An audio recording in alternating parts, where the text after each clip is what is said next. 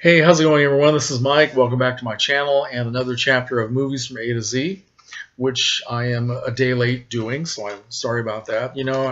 I've been having one of those start and stop experiences with doing this video, and I finally got talking for about 10 minutes, and then I realized that I did not have the recorder turned on, so I'm starting again. This time the camera's going to roll, and I'm just going to keep going.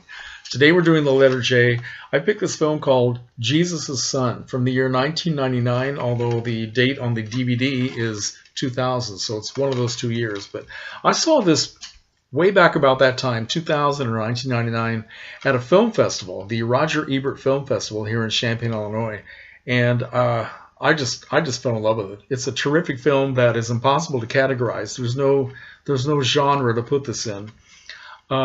It's very funny in a lot of places. I mean, you can't have a movie with Jack Black in it and not have some comedy, but it's also very sad and tragic in some places, and it gets very mystical, and at the end it gets very uplifting and very positive, which is nice. It's always nice to end a tragic movie with something good. So the title comes from a collection of short stories by the same title by a guy named Dennis Johnson, who has a cameo in the film, a very strange cameo. And he got the title from the lyrics of a song called Heroin by the Velvet Underground, which I've never heard. I figure I'm depressed enough. I don't need to start listening to the Velvet Underground. Anyway, so what they did in making the screenplay, they took different parts of some of the stories, or maybe all of them, because I've never read this collection of short stories, and they fashioned it into one linear story.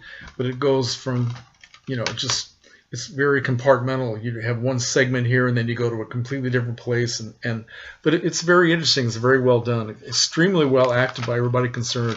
Billy Crudup plays a character named in the film, he doesn't have a name actually, but he has a nickname. The nickname is Fuckhead. Somebody in the film calls him Fuckhead, and it sticks. So in the credits, he's just called FH, because I guess they don't want to put Fuckhead on the screen. But yeah, so he plays a young guy who's just a drifter, has no goals, no education, no plans, no job, no nothing. He's just going from one thing to the next, and he finds himself in this movie living in Iowa City, of all places. And he drifts into a relationship with a young woman named Michelle, played by Samantha Morton. Very good performance by her. And Michelle just happens to be someone who was using heroin. So FH drifts into being a heroin user as well, just because I guess there's nothing else to do. So how they manage to support their heroin habit, which tends to be very expensive, it's never really explained. But every once in a while, he gets some sort of a gig where he's making money.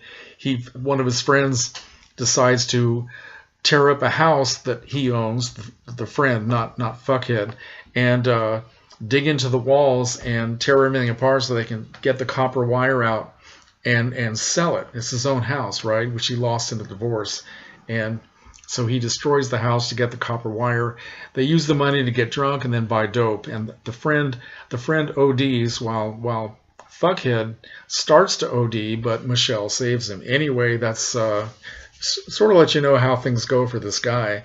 So things go from bad to worse, and then they finally get better at the end of the movie. But during one segment, Michelle finds out that she's pregnant, so Fuckhead decides to get a job and tries to stay off drugs, and he gets a job as a night orderly in a hospital, and one of his workmates is Jack Black. So that's where some of the high comedy comes in, and what goes on with Jack Black.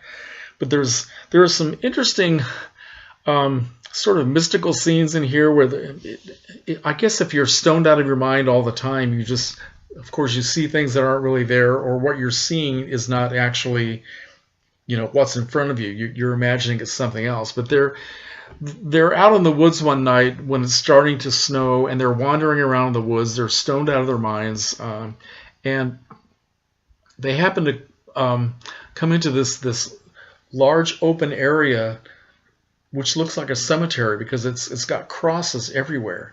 And Fuckhead says, "I don't remember this cemetery."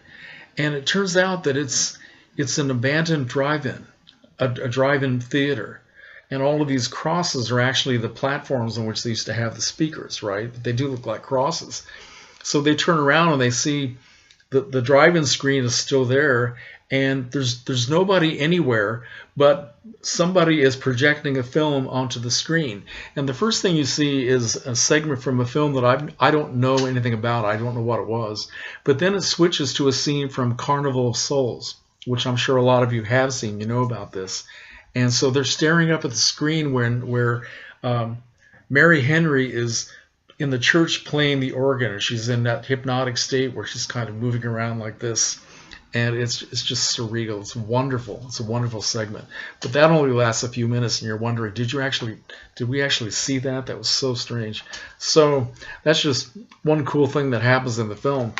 Later on, you see people like, well, let's see, who else is in the cast? I haven't told you, have I? We have Billy Crudup, Samantha Morton, Dennis Leary, Will Patton, Greg German, don't know who he is.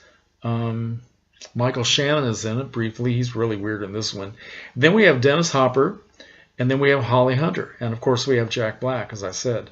It's a very interesting little film, which, what else do I want to say about this? I'm really not sure, except that I give it the highest recommendation. If you've never seen this, give it a chance. It also makes good use of music. It has some old songs from the 1960s, as well as a song that runs on the final credits, kind of a folk tune, by a group called Wilco, which I didn't know much about, but I was so impressed by this song that I went out to Barnes & Noble tonight and I found this CD by Wilco. This is called Summer Teeth. So I haven't opened it yet, and I just thought I'd check out their music. But anyway, so Jesus' Son, I don't know why I find that so hard to say, but yeah, highly recommended. It's a very strange film.